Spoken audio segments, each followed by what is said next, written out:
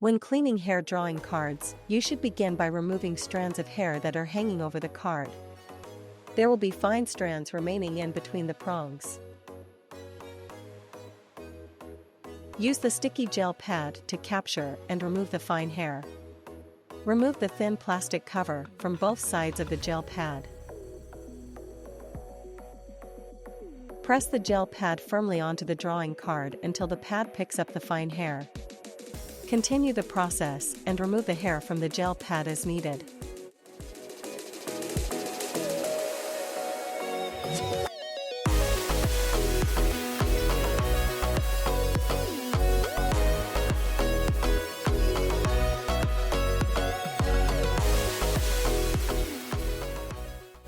Quick tip: if you have fine hair on your table that is hard to remove, use the sticky gel pad.